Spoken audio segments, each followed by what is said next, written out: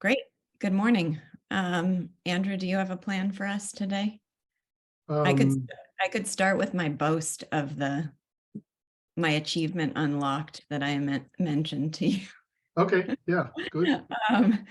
So everybody knows that this was kind of a personal mission for me to try to feel a connection with Shakespeare. And I definitely feel like I've made progress, but I also understand why I haven't made more progress than I have after our last conversation. So it feels like I've made a first step on a longer road. But last week, a friend of mine sent me a link to an auction site that was auctioning off someone's estate, and it included an absolutely astonishing number of incredible first edition and signed books. And then he said this particular auction house is his undoing because he's become obsessed with it and he's always buying things and not just books. And he said, last week, I bought a meteor. Did I need a meteor? No, I did not. Do I own one now? Yes, I do. And the first thought in my head was, reason, not the need. Lear's line when they try to take away his men and his dignity. So I thought, oh wow, Shakespeare spontaneously popped into my head in response to something. That's I've made it somewhere. So we'll see if that continues to happen. Good.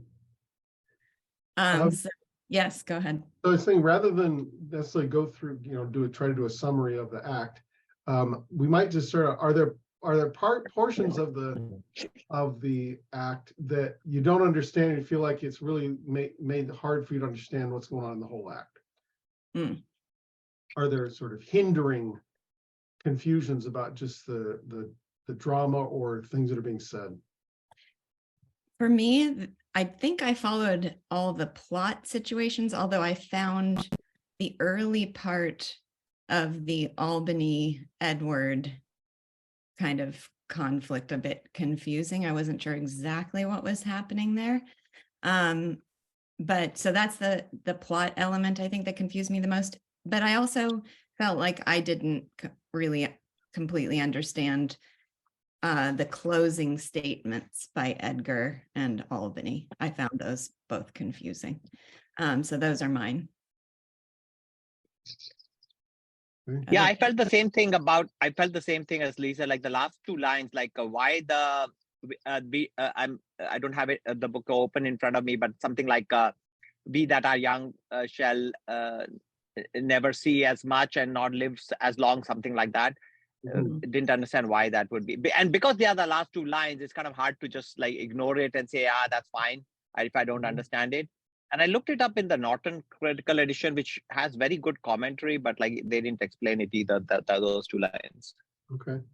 Let's hold off on that. And if we go to just the beginning, the first scene, we have Edmund with Regan coming in, and this is before the battle, right? Yes, before the battle. And so Albany comes in later with his troops. So there's a uniting of the troops to fight the French troops. And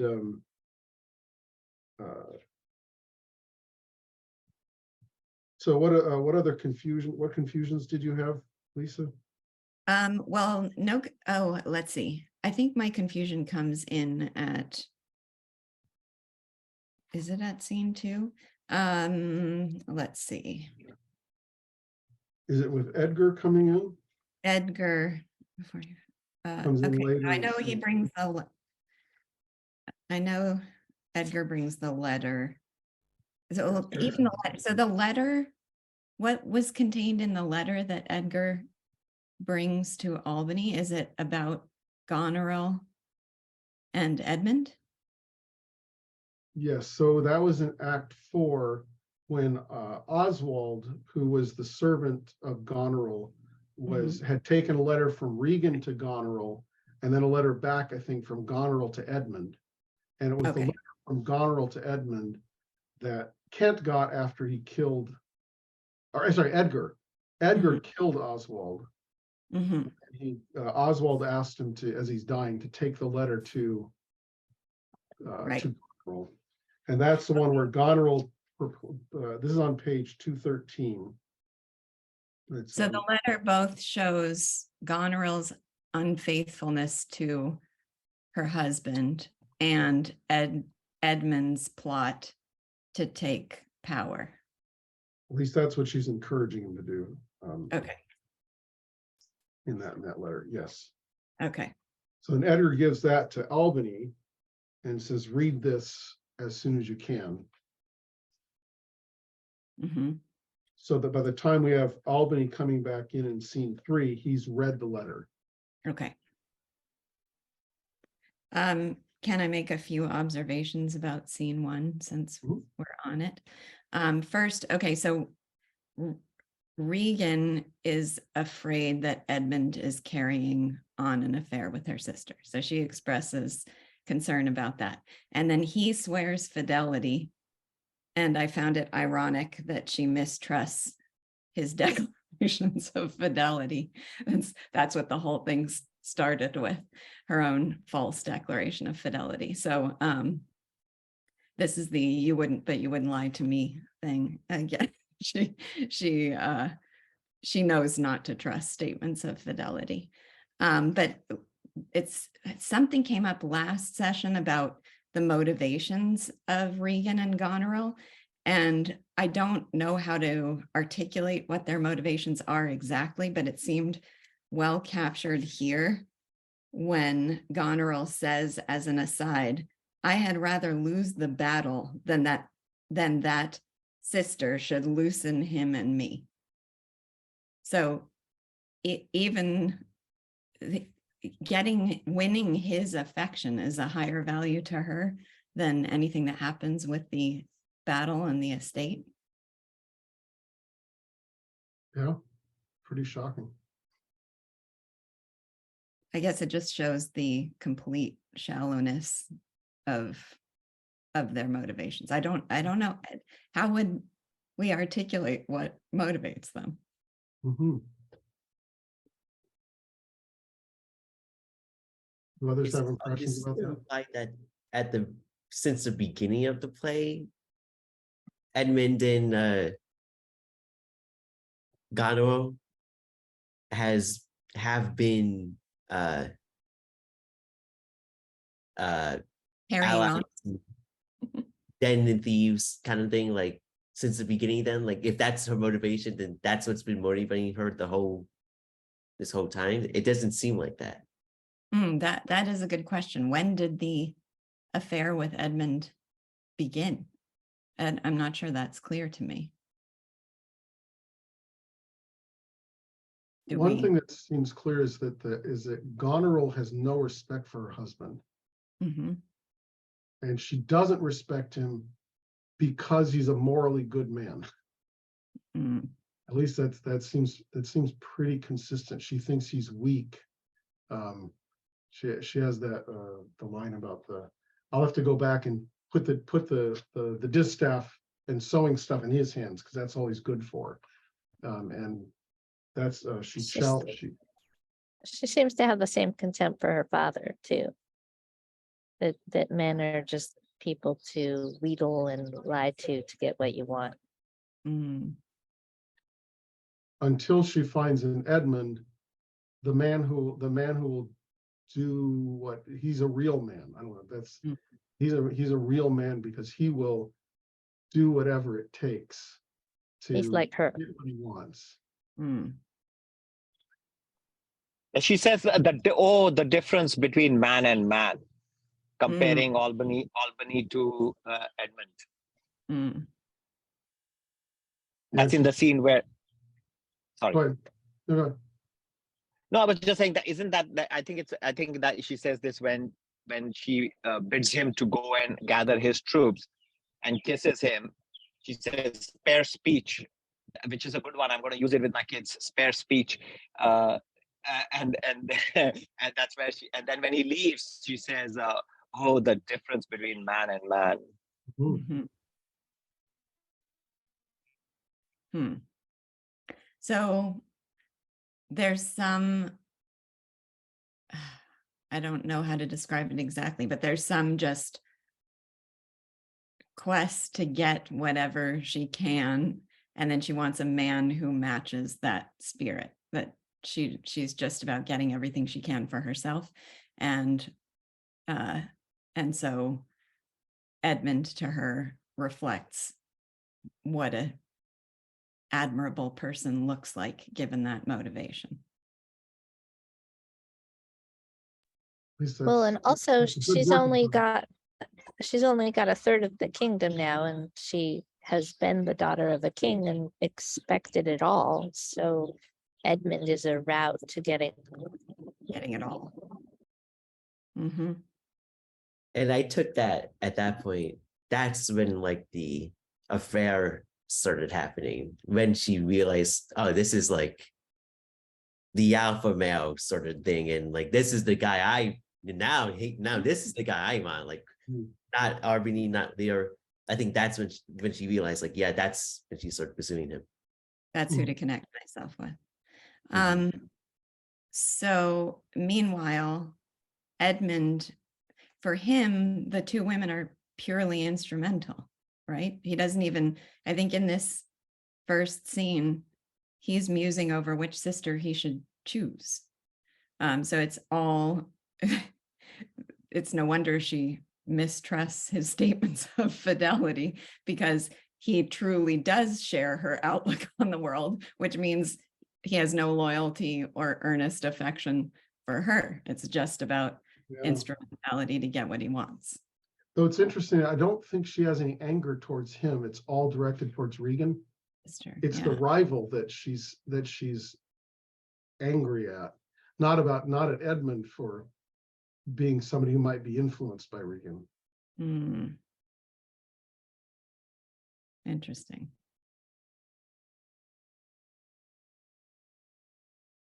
Well, then should we skip to the, so she poisons Regan and then she kills herself. But why does she kills herself because Edmund is going to die? I can't remember the sequence exactly. I don't remember that either. Let's see. Maybe this is really wrong, but I thought her sister killed her. No. Oh, I don't know. I thought Goneril stabbed her, and then Regan was like, well, I already poisoned you, but maybe that's just too. No, it's the reverse. Goneril poisoned Regan. Isn't that right? Sorry, yeah. Yeah. Sorry, I don't know the names, but just Okay. I thought one of them stabbed the other, but then the other had already poisoned the first. But Yeah, at line 260, enter a gentleman with a bloody knife. He says, help, help, oh, help. Edgar says, what kind of help? Arbany, speak man, gentlemen, 'tis hot, it smokes. It came even from the heart of, oh, she's dead. Who dead, speak man? Your lady, sir, your lady. And her sister, by her, is poisoned. She confesses it. So one of them poisoned the other, and that second other stabbed the original poisoner. Why did I? And we already saw Regan run off stage. No, sick Lisa to is her right. stomach. She slew herself, line 289. The one the other poisoned for my sake and after slew herself. Yeah. Yeah, it was Line 289. at line 180, we see that she leaves after Edmund's been wounded by Edgar. Yeah. So that's. But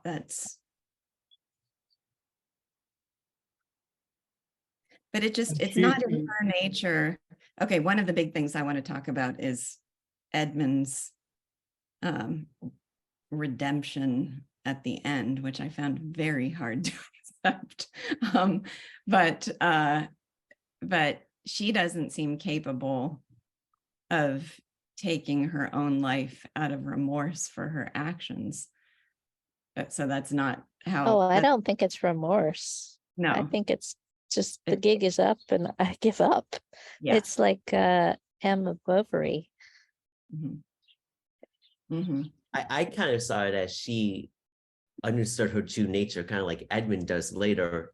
And she's like, wow, I don't know, like that was my vibe of it. Like, wow, I'm evil. Yeah, the gig is up. But there's no confession. I mean, that she confessed that she killed her sister, but there's nothing in the text about Right. her realizing. Well, what does she say right before she leaves? We should look at that. He says that at 190, Okay. Albany shows her the paper that shows he knows everything she was doing. Mm-hmm. He says, I perceive you know it. She says, say if I do, the laws are mine, not thine. Who can arraign me for it? Mm. Most monstrous. Oh, knowest thou this paper? Ask me not what I know. And then she leaves, and he says, he sends a soldier after, go after, she's desperate. Governor. I think I'm more inclined to go with Molly's sense of why she did it than mine now. Because like Edmund is mortally wounded. Her husband knows that she had betrayed him. And so what's left for her, given her ambitions in life? There's nothing left for Yeah. her. Her father's out of power. So all the men that she had allied herself with have fallen one by one. And Mhm. she doesn't have any options. It That does makes seem like sense. she's not, she doesn't die with remorse, but almost with like just bitter hatred or anger at not having gotten what she wanted and that it's all collapsed. Mm-hmm. Yeah, David says it might have been more satisfying if the dying Regan had stabbed Goneril. I kind of sympathize with that. Greta's version. This has been a theme in literature discussions where people will have a misunderstanding, and I prefer their misunderstanding to the actual thing. So I prefer Greta's version of the play, even if it's wrong. There's a related, there's a related thing that I just wanted to ask, just because it's directly pertinent to this. I was pondering over like how Shakespeare chooses several people to die off stage, like you don't see them dying, like Goneril and Regan, and even Edmund, for no reason that I can discern, is he says, take him away a while or something like that. Like Albany has him taken away, Edmund dies elsewhere, and then the news comes that he has died, and so on. And so several people are specifically taken away off stage to die. Yet he has no Cordelia problem. dies. And Cordelia Gloucester dies off stage. And Gloucester dies in a text. He doesn't even get an event. We're told it's referred to. Yeah. Yeah. Yeah, but on the other hand, Shakespeare has no qualms about having Gloucester's eyes plucked out on stage, and then of course Lear dies dramatically on stage. So I have no idea, but I just want to point out that some people are selected to die off stage, and some people get the privilege of dying on stage. And I was wondering if anybody has thoughts about why. Yeah. Well, the eyes being plucked out is revealing of the character of the people doing the plucking. But the deaths don't really reveal character any further than we already have seen in the plot. So it's like it's not necessary to show that. It's just wrapping up the loose end. But actually showing violence on stage has to reveal something about the motivations. It doesn't, you don't gain anything plot-wise from showing Regan or Goneril killing, because you know they're scheming and evil. Does anyone besides Lear their character development? Does anyone besides Lear die on stage in this one? Edmund. Oh, Edmund does. No, Edmund is taken away to die. Oh, I think it's just Lear, right? Yeah. So couldn't it also just be like he's the tragic character? So his death is the one that is the ending of the play. Like that's the one that's actually part of the play, and the rest are just there. It's all about him, right? Yeah. want to think more about that. Is it all about him? But if we accept that, well, one of the other things that happens when people die off stage is then somebody comes on stage and tells the story of their death. So at least I think Edgar telling the story of Gloucester's death is really important at the end, that we hear it from him and don't just see it ourselves. Because we get to hear his emotion about it. Sorry? We get to hear his emotion about it, Yeah. which is I the guess, key part of it. What you Well, guys are even- saying makes a lot of sense, but also it saves time. I guess like if every death had to be shown, like you can't show it in like 1 second. You'll at least have to have the courtesy of giving them a few minutes to die. And while if somebody reports it that so and so is dead, it can be stated in 2 sentences. Right. Like in an opera where it takes 20 minutes. Addio, addio. Yeah.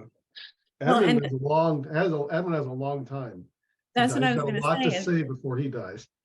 Edmund might actually die off stage, but he's clearly dying Yeah. when he's on stage. And in terms of Molly's point about it needs to introduce something plot-wise, well, it certainly introduces something plot-wise there, although that's the part that I found unconvincing, where he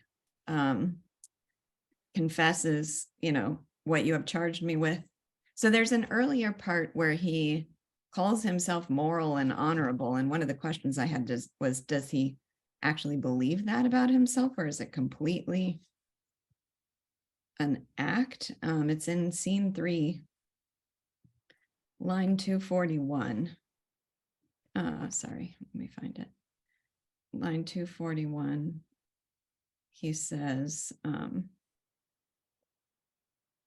no, sorry, I've got my notations wrong here. Oh, maybe I was talking about page 241. That's why I can't.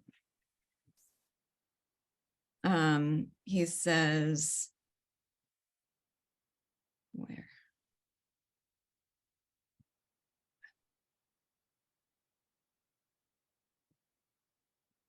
Okay, I did a bad job of noting my page Which numbers. part are you looking for? There's some part that he says, he makes, when Albany accuses him of treason, he makes a declaration of his own virtue. Mhm. He just says that he's an honest and good person. And I didn't know how to interpret him saying that, if it's just a dishonest denial of the accusation, or if there's any part of him that 120, line 120 maybe. funny. He that dares approach on him, on you who not, I will maintain my truth and honor firmly. Right. Well, what he's being accused of is true, so that just has to be a dishonest denial, just a lie. Mhm. But I then, think it's also interesting. He says at 175 when he's answering Edgar that back do I toss these treasons to thy head, with a hell-hated lie o'erwhelm thy heart. Mhm. So I think he knows really well how to talk the language of the moral man. And it's just part of his ability to chameleon himself before everybody else. So that he says, he speaks of it as the hell-hated lie. He's a complete liar. And if he thinks hell hates it, I know he rejoices in that, his ability to do it. So The lines right after that, are they not beautiful? Because he throws back the treasons and the hell-hated lie is going to overwhelm his heart, he says. And then the poetic lines, because he says that when he throws this, for they yet glance by and scarcely bruise, this sword of mine shall give them instant way, where they so they are like, he's like a literally like a metaphor, like they are like being thrown, they scarcely bruise him, but the sword will make like a hole in his body so that they will then enter the heart.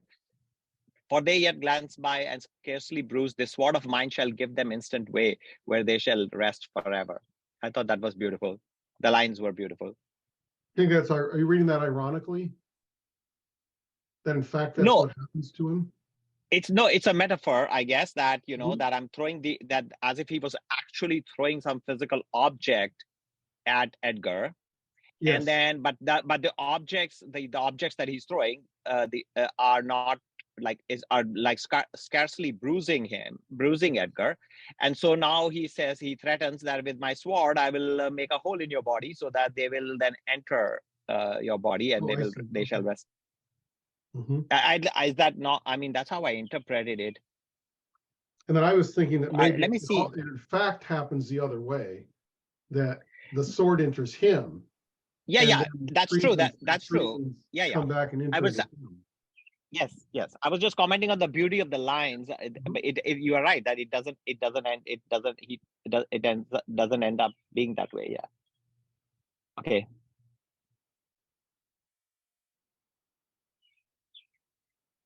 Okay, so that, I don't know, does that make sense, Lisa? That, yeah, he just talks the language of morality Mhm. really well and with no conscience whatsoever. Right.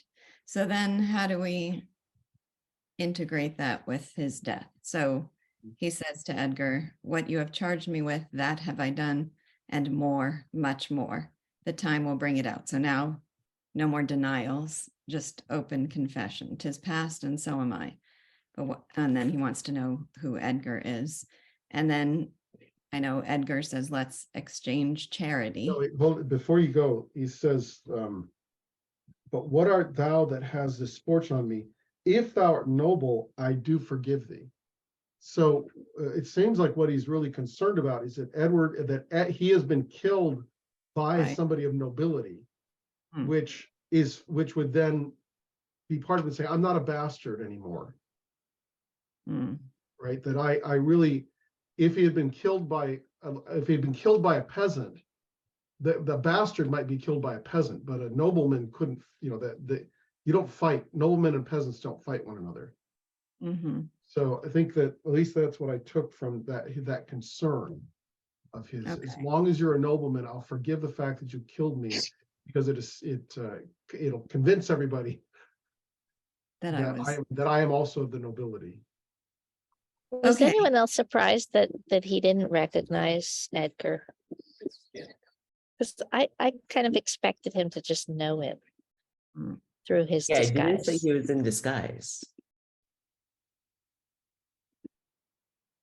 But even if he were, it seems like he would recognize his own brother. His dad is blind, so he doesn't, and he's foolish. But Edmund should see through that disguise, but he doesn't. I think I just accepted, just kind of took that for granted that he wouldn't recognize him.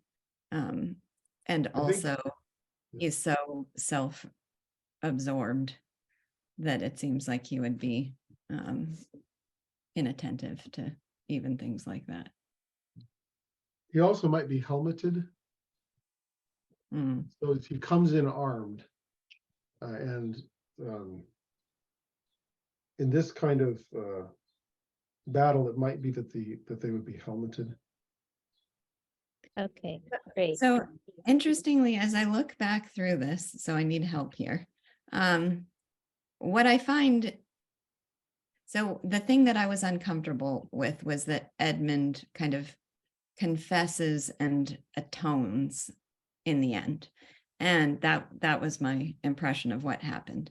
And when I look back for evidence of that, what I find is, this speech of yours hath moved me and shall perchance do good, but speak you on, you look as you had something more to say. And then Edgar continues telling his stories. And then Edmund says a bit later, despite of mine own nature, he's going to do some good despite of his own nature. And he tries to stay the execution order on Lear and Cordelia, right? So that's the action that he does that is some effort towards atonement or redemption. But I felt like he said more than, but I can't find anything more. So is it just that I got that from, or does anybody remember other statements that he made of confession and regret? I mean, he says when he learns that Goneril and Regan died, I was contracted to them both, all three now marry in an instant. That's not, I don't know how to read that tone. But I guess it's like the one about the wheel, the wheel has cast him down now. So maybe just acceptance of, that's where the fate has brought him. Yeah, I view it as pure acceptance with no emotion. Because yeah, like you said just now in line 208, "'Tis as spoken right, 'tis true. The wheel has come for a circle. I am here at the bottom of the wheel." And Edmund never was a emotional outward man. And because he's always known the true and the good and the noble, the moral man, and he's not an emotional man, it makes sense that he would just accept it without any real retaliation, without any real pushback, because he knows the good, and he knows he deserves what he gets. And what more does if we ask him, "Why aren't you saying more?" he would probably say, "What more do you want me to say? I get it." So he knows he deserves it, not in the sense that he feels remorse or regret or guilt over it. It's just like, oh, this is the way of the world. I fought to conquer. I was conquered by someone noble. So that's all fitting, and I can accept. I failed, and it could be part of, and I'm going to do a good thing before I go, like a noble person. So at least he realized, I'm going to die now. I guess I should go out the best I can. Yeah, but I like advantage of the situation, maybe.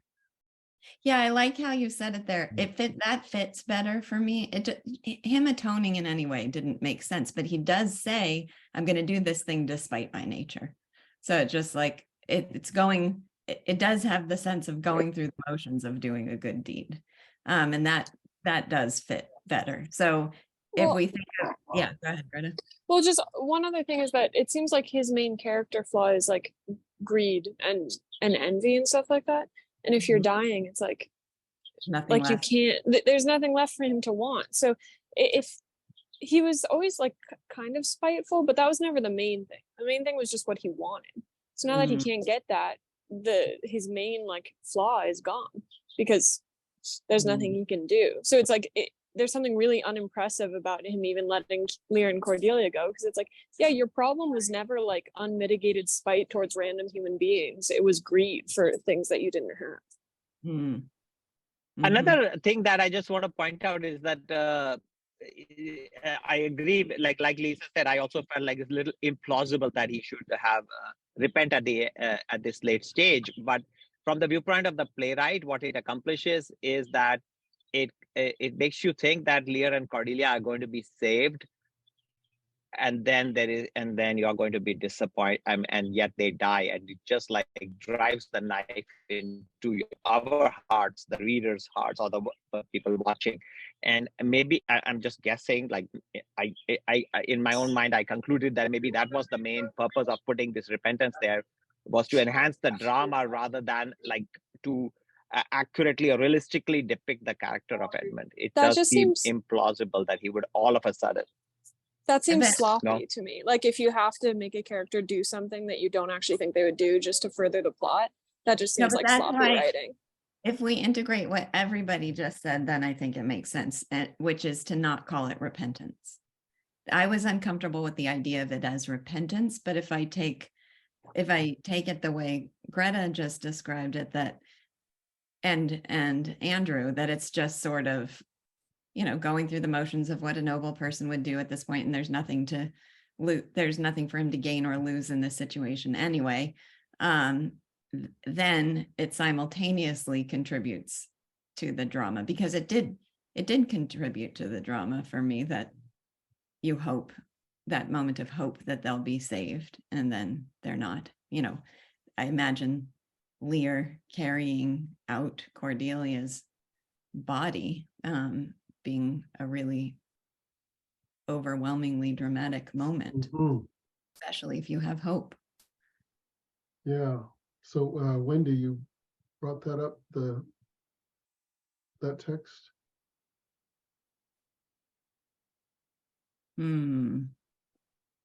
I think so. She was surprised that Edmund didn't rejoice in the destruction. If And I thought Greta, that's interesting. It's a, you know, contrast Goneril and Edmund. Goneril just goes down with complete, I guess, she's going to destroy herself, destroy whatever. She doesn't change in any way. Edmund tries to undo some of the harm. So he's definitely, there's a contrast there, I think. I wondered too whether both Edgar's telling, so Edgar offers him charity and says he will forgive him.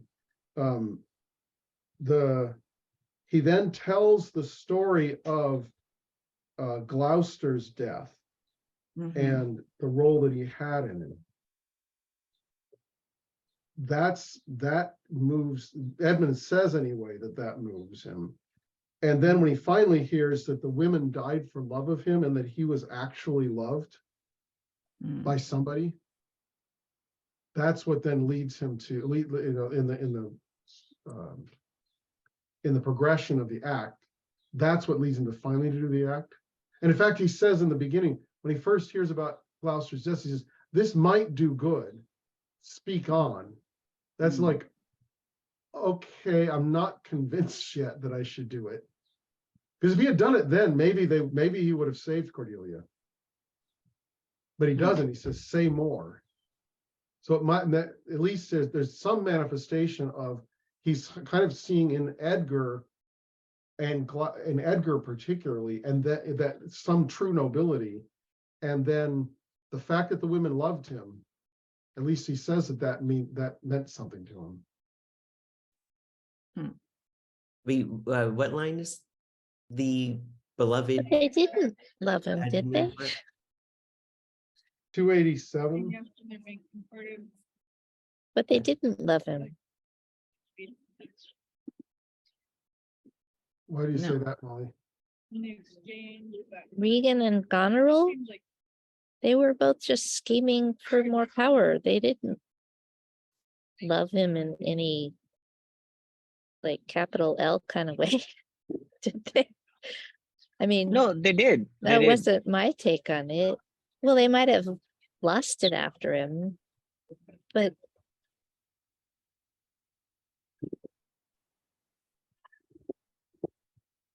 I wouldn't use that word. They don't seem like characters capable. Yeah, they're not loving people. They were immensely attracted to him, let's say, or whatever. Yeah, you know, like the particular, but it wasn't scheming. I mean, because we see going back to the same phrase comes to my mind immediately is that what I previously said. Oh, the difference between man and man. So they were attracted to him, whether you call it love or lust or other forms of attraction. Well, let me ask a question, going back to what Andrew said about Edmund, because now I'm feeling more like it isn't so arbitrary. It is a moment of redemption. And I think when I read it, initially my thought was that Edgar's, that first line about let's exchange charity. Maybe he's giving more agency to, I mean, I want to connect that with other things that have happened in the play where characters are charitable to somebody who does them wrong, and that has an impact. So we could say that of Cordelia and Lear, and the line that I loved from last. But then the question is, where does this work and where doesn't it Or is this an important part of the play, that when people are patient and charitable in the face of injustice, it has an impact on the other person? What Edgar says to him is pretty incredible, given everything that Edmund had done to him and to his father. Let's exchange charity, which says forgiveness. I am no less in blood than thou art, Edmund. If more, the more hast thou wronged me. My name is Edgar, and thy father's son. The gods are just, and of our pleasant vices make instruments to plague us. The dark and vicious place where thee he got cost in his eyes. So he's bringing up the terrible things that Edmund has done, but he's still going to exchange forgiveness with him and give him the thing that he wanted to know, which is that he's a nobleman. He could have continued to hide his identity. I don't know. Yeah, at this point, like the idea of fatalism, that the gods and the fates and the stars, whatever, like determine our fate, is so overwhelmingly present throughout this play that even Edgar's attributes his father's horrible the plucking out of the eyes as being justified by the gods. Like just the line, Andrew, that you just read, like the gods are just. And of our Or that it wasn't evil, that people aren't evil, it's just the gods that are doing the evil things. That's and the gods not are, The humans that's not what that line are said, though, right? It said the gods make of our vices, bad things happen to us, right? So it's when we're bad things happen to us. no. Yeah. Well, no. So the gods have made the pleasant vices, means his father's sexual desire. The gods made that an instrument to plague his father, and then as a result of that it cost him his eyes.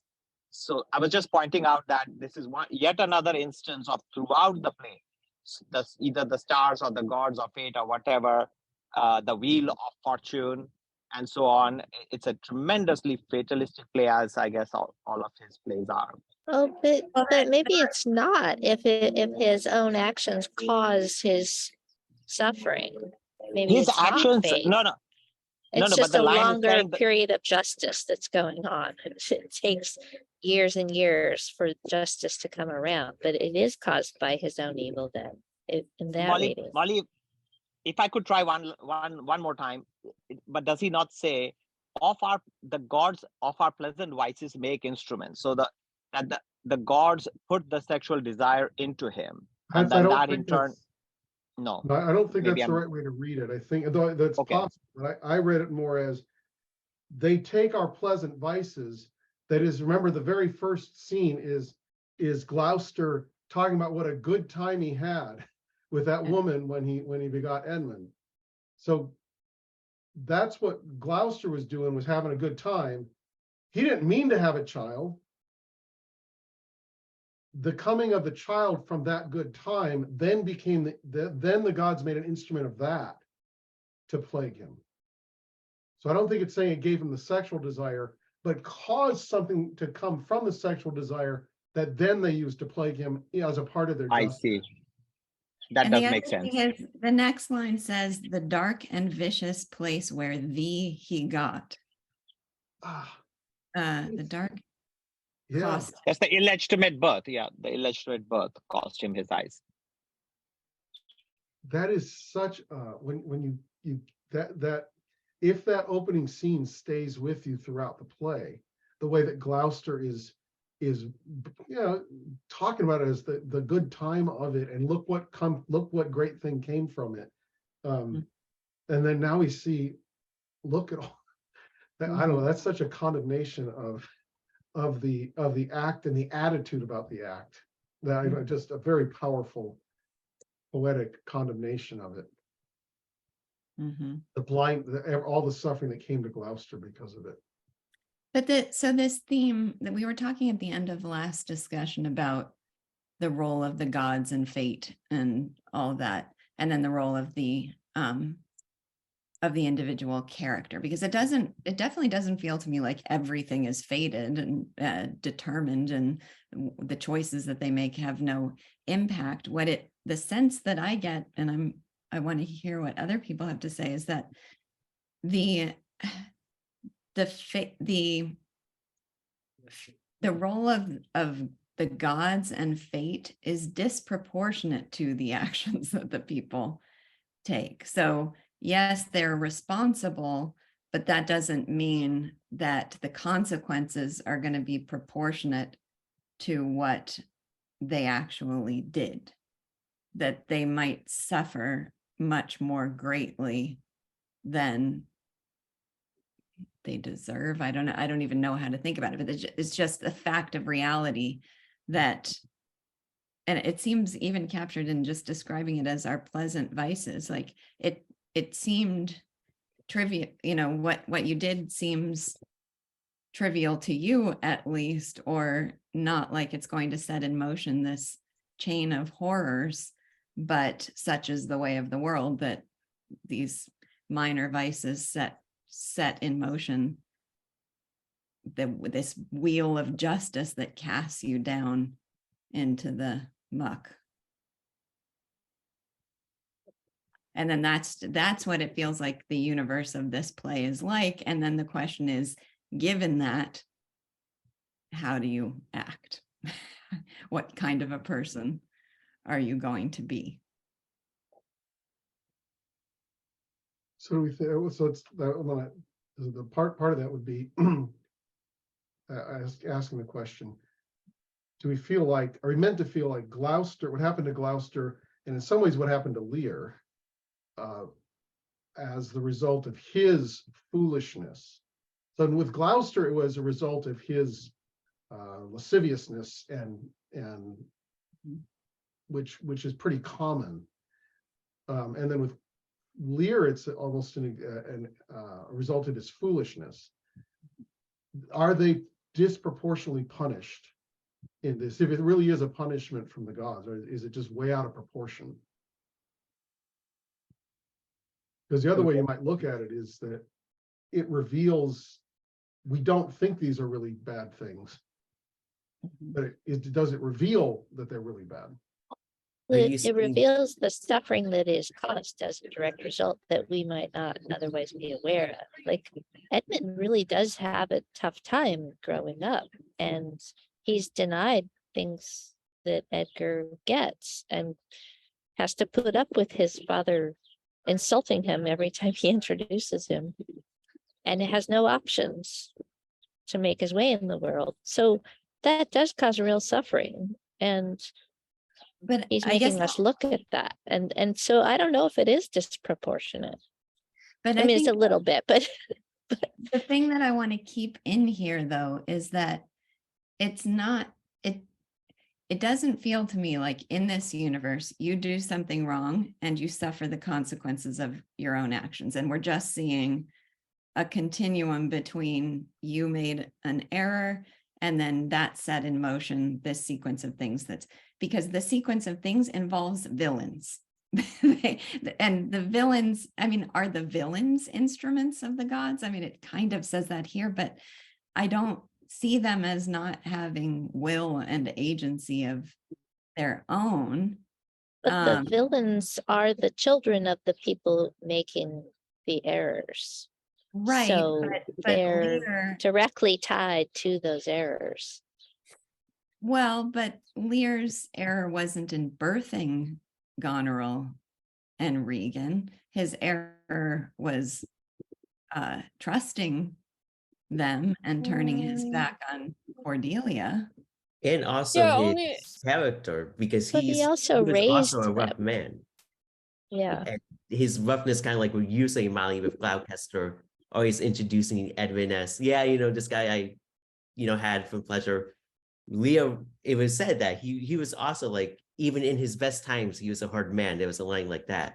So then that kind of thing would help spawn those minor errors, would help spawn the malignant characters of Goneril and Regan as we know them.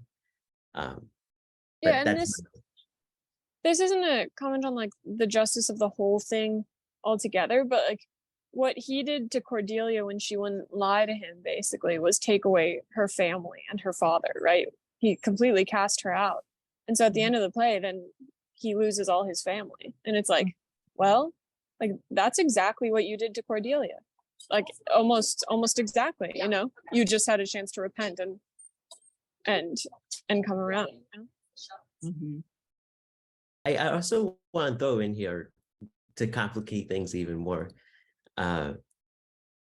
Just Andrew, to what you were saying, kind of like the reaction we should have, or maybe that Shakespeare wants us to have, or what's Shakespeare's attitude to what's going on in terms of the mistakes and the follies and these vices playing out.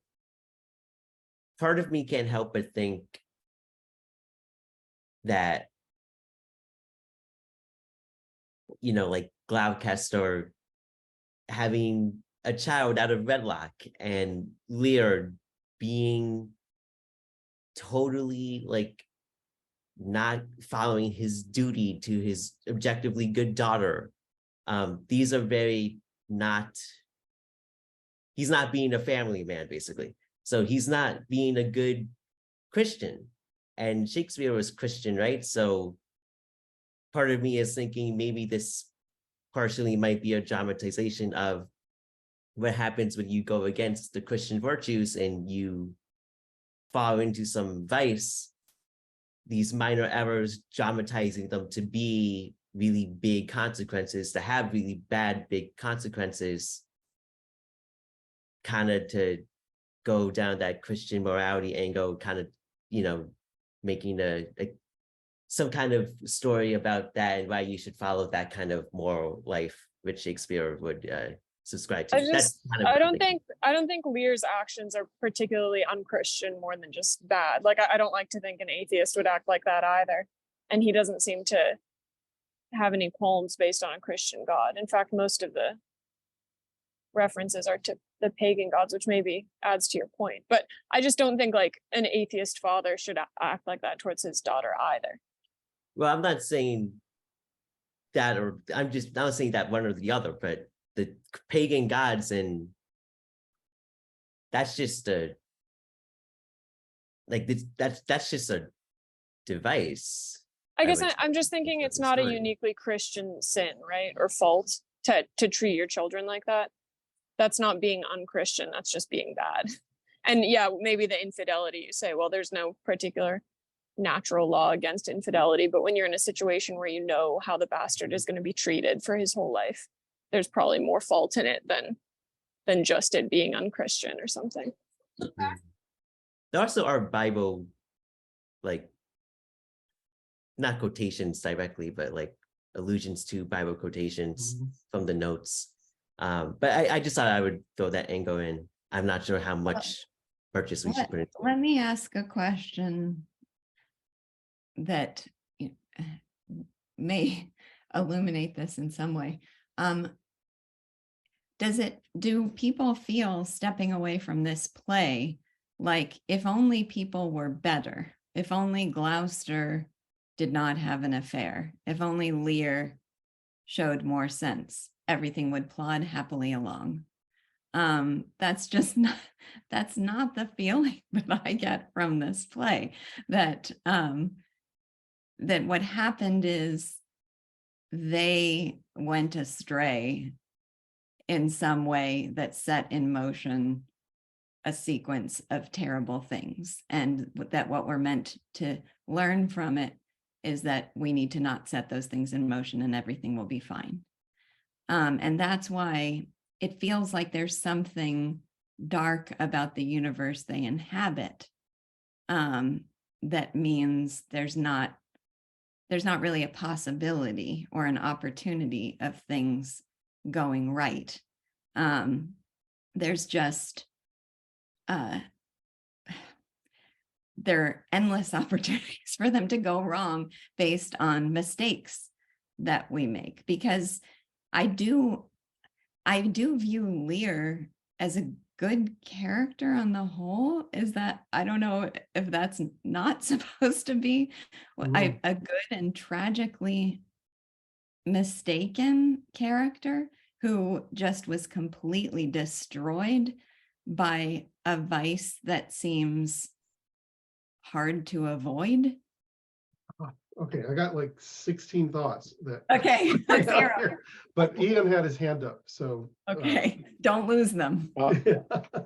It's just it was just a super quick point. I had a thought experiment of what would have happened if Lear had just stayed in his own castle. Like the anger started between Goneril, Regan, and him because he was cooking up a fuss in their castle.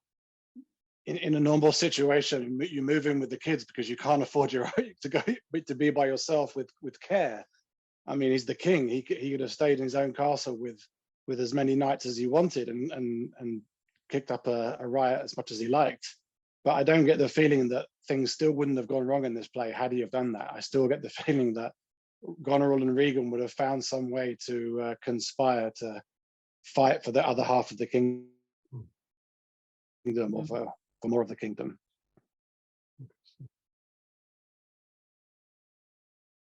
Okay, so I've been waiting to bring this passage really struck me as I was preparing for today. This is back in Act 4, Scene 2 at line 60. This is Albany, who's he's talking about, he's condemning Goneril for having let Cornwall tear out Gloucester's eyes and then drive the king out.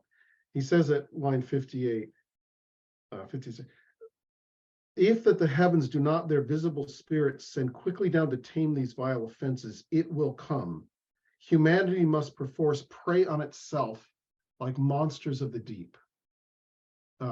So two things that strike me in that. One is, it does seem like are the gods bringing justice to evildoers in this play? Some people think they are, or say things like this, or expect them to.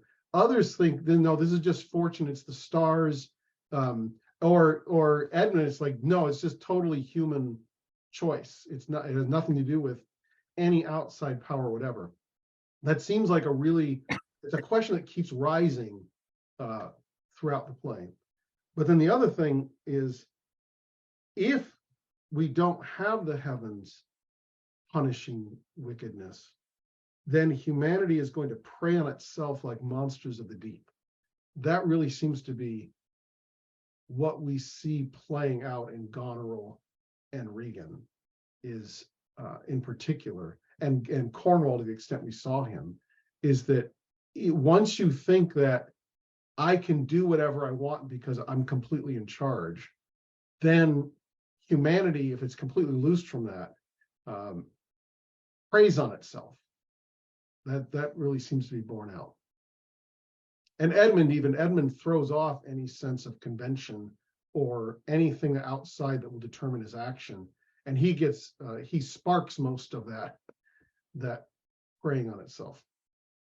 This reminds me, Lisa, you said in the Heimgenat group at one point that you basically said, like, yeah, children can be stupid, children can do dumb things.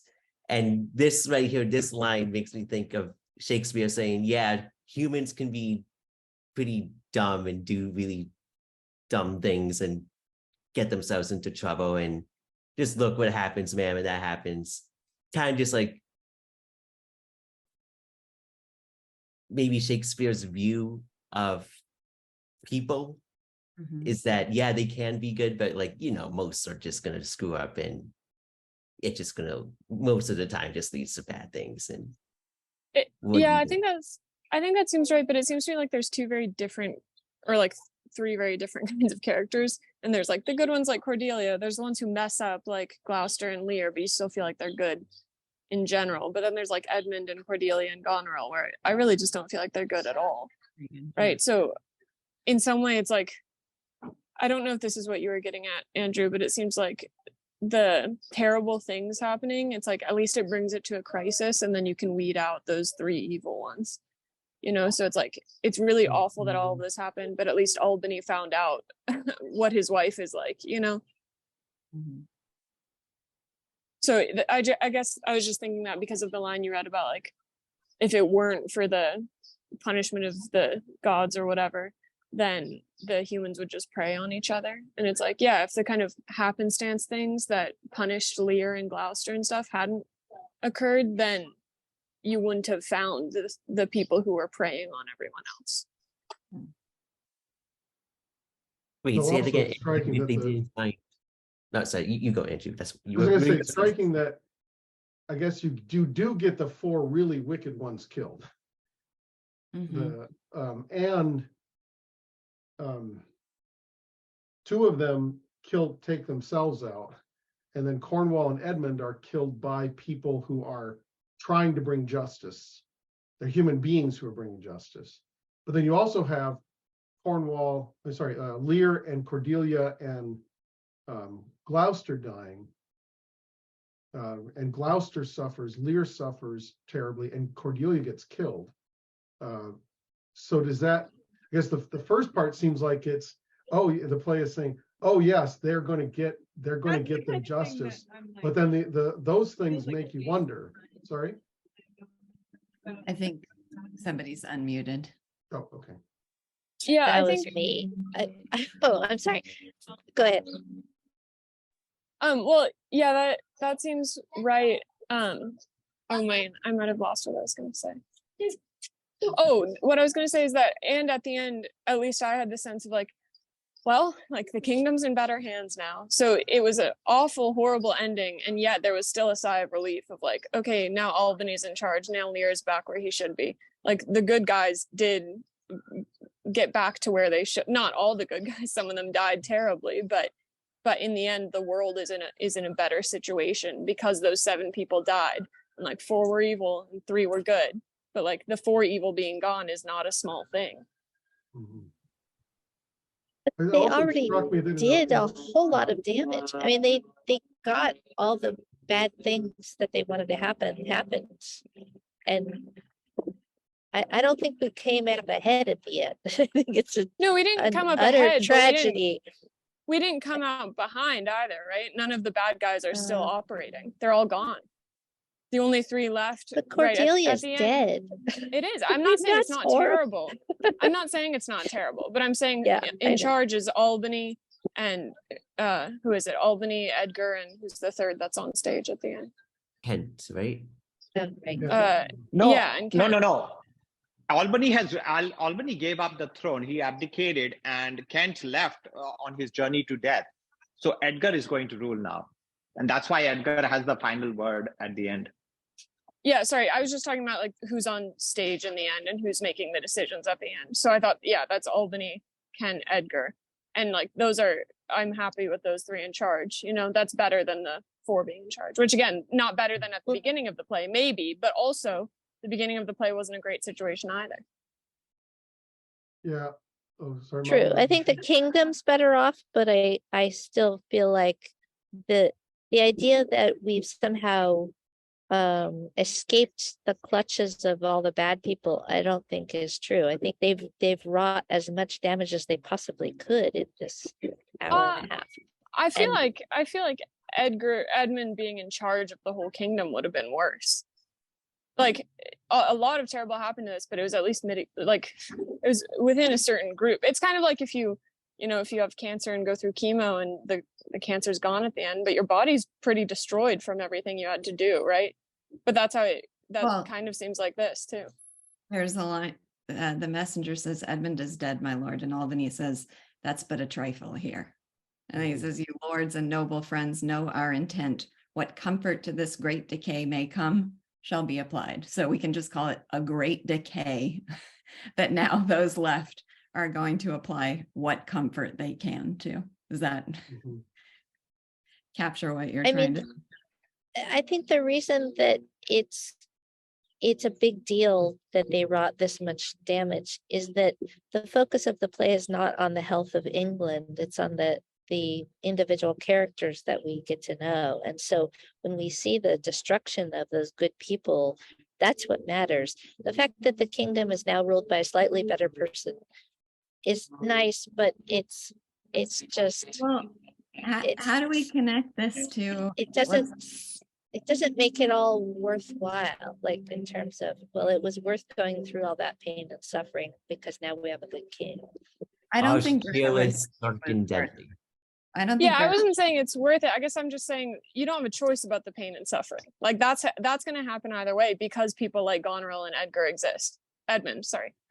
exist. And because they're there, you're going to have to suffer. And so now it's just, how is that going to happen? How are you going to react to it? And I guess I was just thinking like, yeah, it's awful that those 3 people died. Those 3 people were going to die no matter what because of those awful people existing. Well, do the final lines have anything to do with this? The weight of this sad time we must obey, speak what we feel, not what we ought to say. The oldest hath borne most. We that are young shall never see so much nor live so long. What does it mean to say the oldest hath borne most and that we will never bear what they did? I don't know. I took that as the good people, like the good are gone, and because the good are gone, like things aren't gonna go, like the kingdom and like the rest of life is not gonna go so well anymore. Like things are gonna be precarious, and we're gonna have. I took it the opposite way, that like Lear bore everything, and now we young people aren't gonna have to bear as much as he did. Because he took, like, all the suffering happened to him, and now we're not going to have to live so long a life as he did, and we're not going to have to bear so much suffering as he. It's like the founding fathers risking their lives, fortunes, and sacred honor. That makes so sense. that we could sit around in a park discussing Shakespeare. Mhm. I like that. I don't know what the last 2 lines mean, but the second line, the speak what we feel, not what we ought to say, perhaps refers to it goes back to the very first early on, like that's Cordelia, right? Like it seems like people agree it's referring to Cordelia, like who spoke what she felt, not what she ought to have said. She ought to have flattered her, ought to, in air quotes, have flattered her father.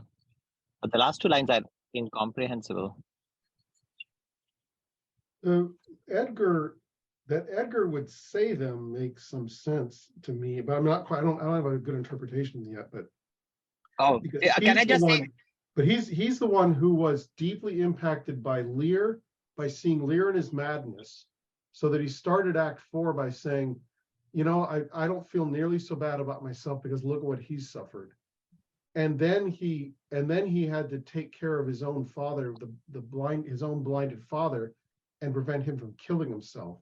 So he was intimately and deeply affected by the suffering of those 2 older men. So that he would have it seems like he's expressing a reverence for what they suffered and who they were. So that makes sense coming out of Edward.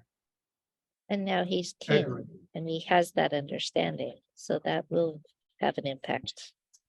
Just to throw in a trivia, that originally in the play, as Shakespeare wrote it, it was Albany who said these last 4 lines, and then in the quarto version, and then in the folio version, it got changed to Edgar. So Andrew, you're onto something like that. Who says it seems to have a different change the implication of how we interpret the lines. Yeah, I still don't know what it means, but the idea that who is saying it has some significance. I just don't get so I think when you say we that are young shall never see so much, like we'll never have to bear what they did. That also would fit with a sort of reverential sense for what they underwent. But I'm not quite sure why he says nor live so long. Why doesn't he expect them to live so long? I don't understand that part. That's kind of why I said my interpretation, because it's like, because of the precarious nature of the kingdom, yeah, we're kind of toast. It's going to be, that's possible. I took it more as like a metaphorically long life filled with suffering. Like if you have a very long suffering life, then it feels like you're older. But if you have a peaceful life with not very many events, it might feel shorter. So I we took won't it have as more of a much, we won't have as metaphor. much life packed into our years. Yeah, However and long they suffering. are, right. especially if life is suffering. At 385, Kent says about Lear, the wonder is he has endured so long. He but usurped his life. Does anybody understand that? You usurped his life? Yeah, meaning that he I looked it up, and the Norton edition. The Norton edition, by the way, does a great job of explaining, while the Folger just gives the meaning of the word.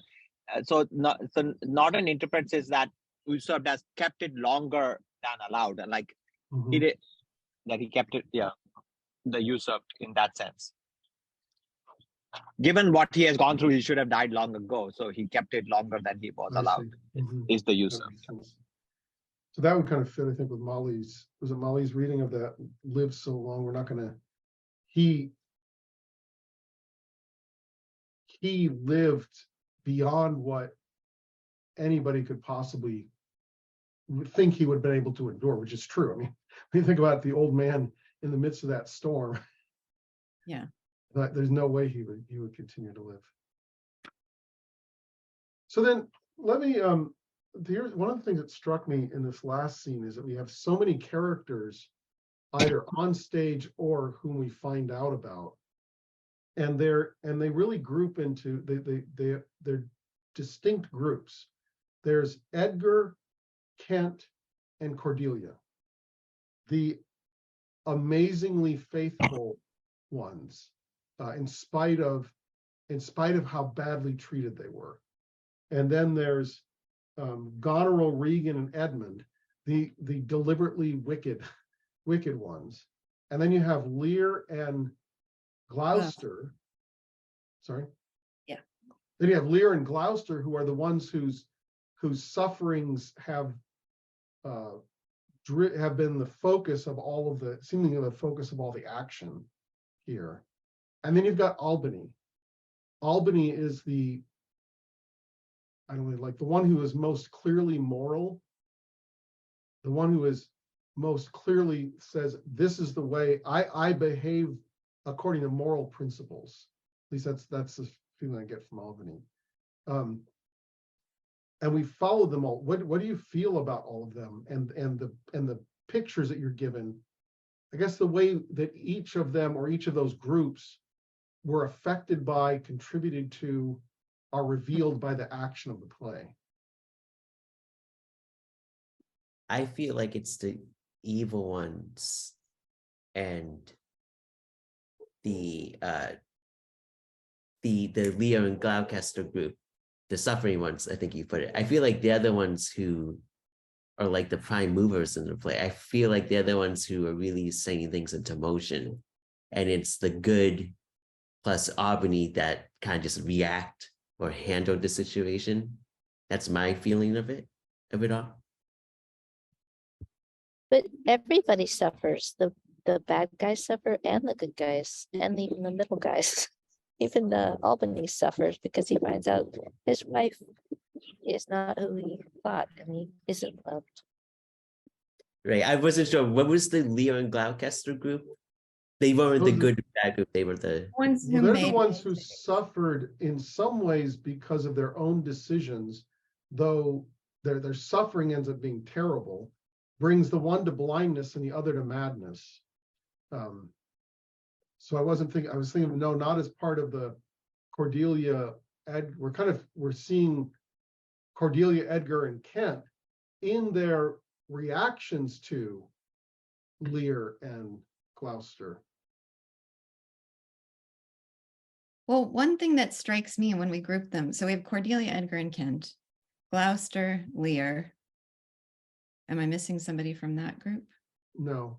Okay. Unless you put Albany in it, but Albany seems to be and then Albany. Kind of So, and then Edmund, Regan, Goneril. So notably, Cordelia, Edgar, and Kent don't really oh, is this true? Do they express personal suffering in the way that Gloucester and Lear do? I mean, Kent wants his heart to break after he doesn't have Lear any longer, but that seems different in kind from the kind of suffering that Gloucester and Lear endure. So it's just, I'm just wondering if there's a certain kind of, and then even we see Lear lamenting Cordelia's death, not the other way around. There just seems to be a certain kind of immunity to the suffering that Kent and Edgar and Cordelia have. They endure a lot, but they don't seem to make the same. Well, one thing I noticed is Kent, Edgar, and Cordelia are feeling pity for both the ones who are suffering and for the evil ones that caused the suffering. They're like in this middle place, and they've suffered too, but they are able to feel pity still, even though they know those guys are evil. Does Cordelia? So and Lear feels pity, and so that's what distinguishes the good people and the medium people from these three evil ones. The three evil ones don't ever really feel pity for one another or for anyone they've made suffer. They regret, but they don't have that kind of empathy and they don't experience it the way Edgar did. And for I was struck by that too, that those three, it's their, a lot of their suffering comes as compassion for the ones who are suffering, and they all show loyalty, and they show fidelity in spite of being wronged to central characters. Edgar, for Cordelia and Kent, it's like never a question, are they going to be loyal? Edgar first just flees away and is trying to save himself, but then the suffering of of the king and of Gloucester, his father, come to him and change his whole sort of orientation. He's not just running away anymore. He's really moved then by compassion to, at least with Gloucester especially, try to help and do something.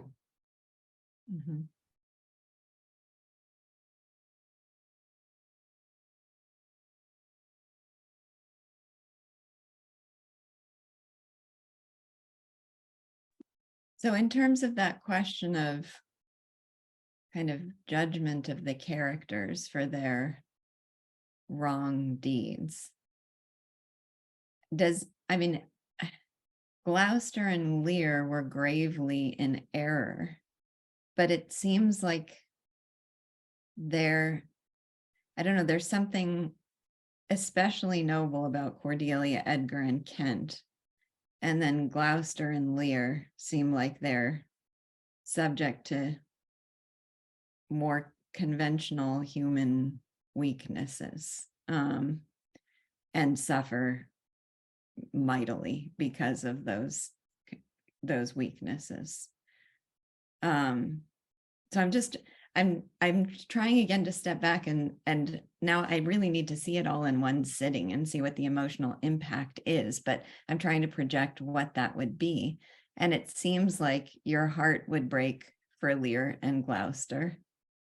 You'd feel profound admiration for Cordelia, Edgar, and Kent. And it's funny, I don't feel like my heart breaks for Cordelia in the same way that it does for Lear. She dies, but she dies with kind of a purity of soul that just seems to make her death seem less tragic in a way. I don't know if that's the way to put it. And Kent too, there's something noble about wanting to go off and just have his heart break over not remorse, but compassionate suffering on behalf of the people that he loved who were lost. So I feel like the curtain would close and my heart would be broken for Lear and Gloucester, and that my admiration would be for the characters who stayed loyal to them.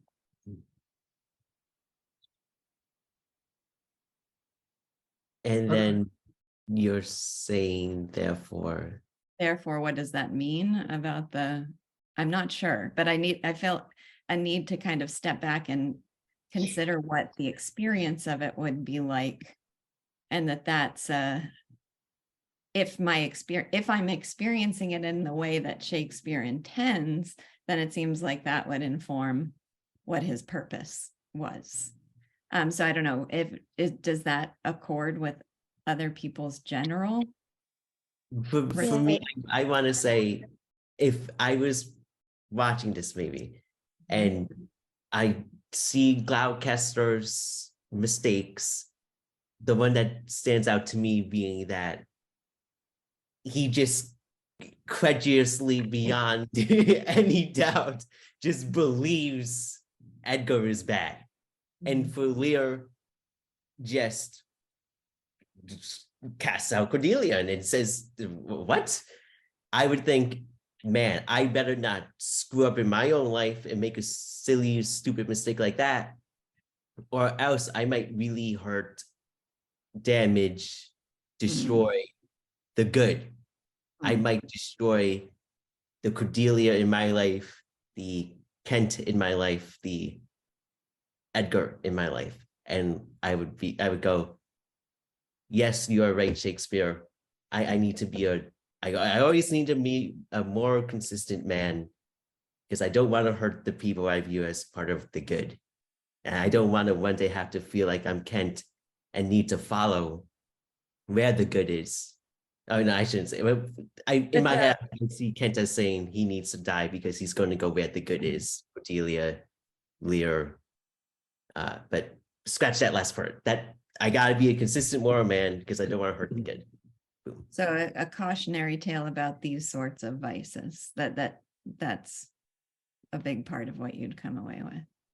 Yes. Plus also the cautionary tale that Edgar says when he's in disguise. Like, he's always about the fiend and how you gotta get rid of, like, you gotta be unaccommodated man to stave off the vice pleasures, right? So that too would also inform why that reaction. Well, Wendy made a comment in the chat that I'm grateful for, because we cannot close this discussion without focusing on these lines. This was the most powerful part to me in all of Act 5. And actually, it does seem relevant here. So Lear, it's up to 235 in this edition, Act 5, Scene 3, line 9. Come, let's away to prison. We two alone will sing like birds in the cage. When thou dost ask me blessing, I'll kneel down and ask of thee forgiveness. So we'll live and pray and sing and tell old tales and laugh at gilded butterflies and hear poor rogues talk of court news. And we'll talk with them too, who loses and who wins.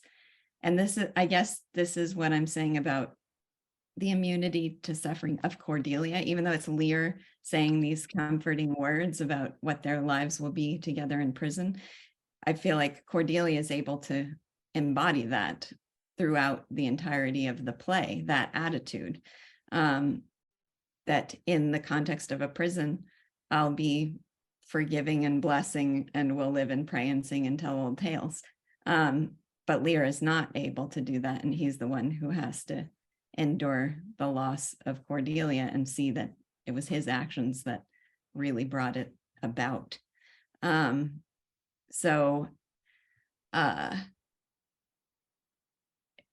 guess that's the other side of the cautionary tale, is just the inspiration of the Lear, or of the Cordelia Edgar Kent characters, that if you have that consistent moral virtue, you suffer existentially, but there's a certain way that they don't seem to suffer in the same way that Lear and Gloucester do. they end up shining. I think somebody said that there's the incredibly dark characters, there's the shining characters, and then there's the suffering mixed characters. And then there's kind of Albany. Like, do you think of him as among the shining characters or not? But hold off on that. I want to come back and ask about what Wendy was saying and about the text you just read. Is Lear a better man in Act 5 than he's been his whole life? If he's saying, upon such sacrifices, my Cordelia, the gods themselves, though incense, have I caught thee? That to me seems evidence of a better man, because he understands the nature of the thing he has in his life. And therefore that makes him more honest, or more honest, rational. Yeah, and just the profound love he feels for Cordelia in the end. I mean, that torturous scene of him carrying her body from the prison and talking about whether there's any breath of life left in her body. And what was the line about a rat? How can a rat live? Yeah. A dog and a horse. Why should they have life? Why should they have life? Yeah. When you don't. Yeah. So I guess man is more than a worm after all, because before, like, somewhere, isn't there a line like, is man nothing more than this? But I guess here it is, when it's his own daughter, suddenly now the human being's life is worth a lot more than all these animals. And also, one thing that's really striking to me in Act 3 and Act 5 is that Lear just completely, it's not only the daughters, but he rejects court life. He's rejecting, he says, no, don't go back there. It's much better for us to be in prison and away from all of that stuff that keeps us from knowing who we are. That subjects you, that subjects you to a life of flattery. You'd rather never go back there. Let's just be in prison, and we can talk their gossip, we can play with them, but we'll know it means nothing, because what really matters is the blessing and the forgiveness that we give one another. So that's so great. I missed that completely. That's a great point. And he and Gloucester both are redeemed as a consequence of the loyalty of the good characters. It's when they see that those characters stayed loyalty to them and really realize their own misjudgment. And then through the suffering they endured. So Edgar prevents Gloucester from killing himself. No, you have to endure. The gods want you to endure the suffering that comes upon you. That's you have to learn to be patiently submissive to that suffering in order for you to really come into, I don't know, a full human existence and be able to distinguish the false flattering aspects of human accommodations from the real core of human spirituality. I don't know, something like that. Can I just ask one, Luke, whether this was what he was expecting? Because at the end of last time, it's like I said, what kind of happy ending do you want? How does Act 5 respond to that or not? But Raj, go ahead. Oh, just like Nick quoted those important lines, and I just didn't understand that last little bit of the phrase. Have I caught thee? What does that mean? I don't know. Have I caught thee? Where is that? It's line 22. So the way I see it as is she's the incense on the sacrifices for the gods, and he's asking, have I caught thee? That she's the incense from the gods. Is that not sure? What's with Not others? Sure.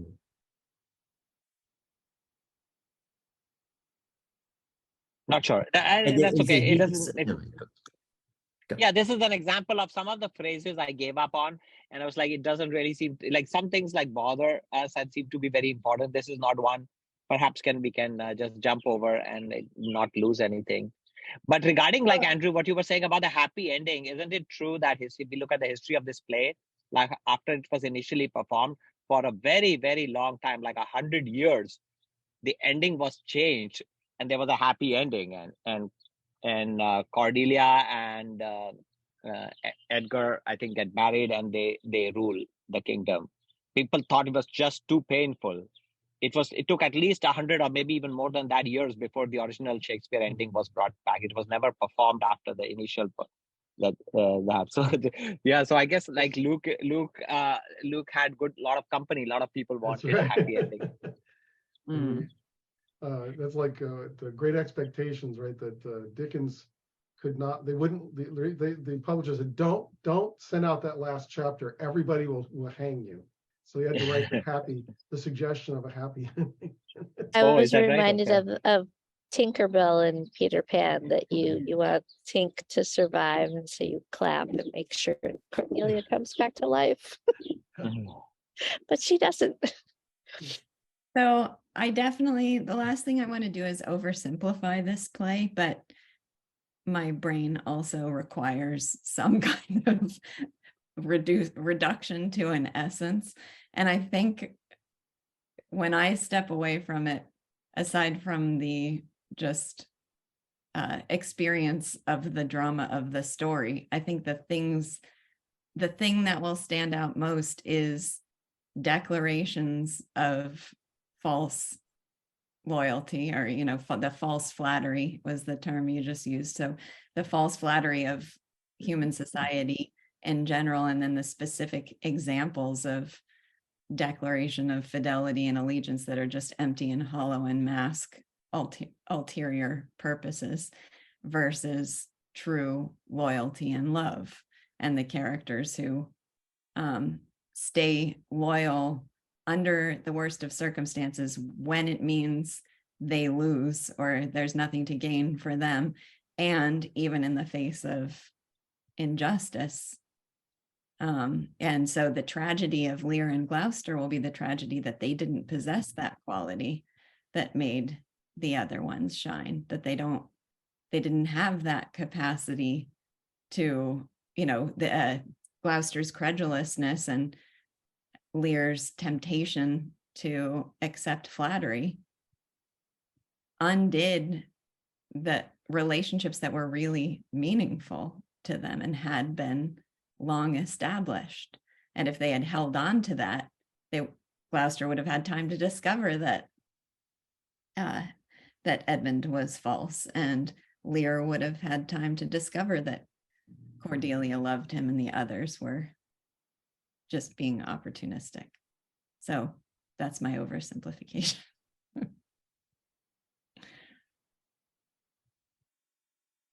Well, that's good for a first read. Okay. Yeah.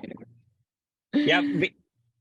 Hopefully having, so I posted in the chat a link to John Keats wrote a sonnet about reading King Lear like for the umpteenth time. He read it many times, and so he says that it'll burn you, but then hopefully like at the end of it, I will rise again like a phoenix, and to fly towards my dreams. So hopefully that will happen to us, having been burnt by the horror and tragedy of this play, that we will rise again as well, whatever the plural of phoenix is. I don't know what the plural is. I do, for what it's worth, I think it is of Shakespeare's tragedies, it's the one that would most be like the ancient ones, most like what Aristotle thought a tragedy should be. And the dominant emotions that Aristotle identifies are, it should make us feel pity and fear.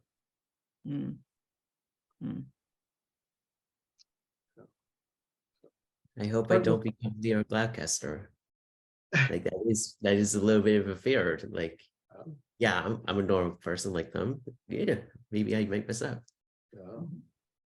I wonder if people have bandwidth, like it might be of some value to like having read the play together and kind of like experienced it firsthand, to now go and see what the commentators and critics have said, because there's apparently incredible amount of scholarship, and lots of people like Dr. Johnson and others have commented on the play. And like if I mean, I'm going to try to read that, but if as a group there was some interest to have 1 or 2 sessions to kind of digest what other scholars have said, Harold Bloom and others have said,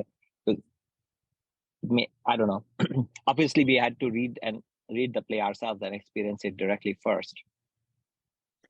I definitely think it would be of value to me now to go and read some commentary and see how it accords with my experience. In terms of next sessions, so Andrew and I both have 3 weeks before some summer travel plans begin, and he proposed that something suited to 3 weeks of discussion would be Beowulf, and it's the Seamus Heaney translation that he's recommending. So I started it, and I'm totally game for a discussion of it. I'll be honest that having started it, my thought is, what are we going to talk about? So it'll be really interesting for me to discover what there will be to talk about, because I'm enjoying it, but it's not immediately obvious to me what we would fill a discussion with. So I find that motivating, not discouraging. Okay. So if I'll send out an email and tell people, but that's what we'd like to do for the next 3 weeks. And then there will be a pause for a time while we go off gallivanting around the country or the world. Yeah, around the world. Yeah. Okay. Thank you, everybody. I really appreciate it. Thank you. Thank you.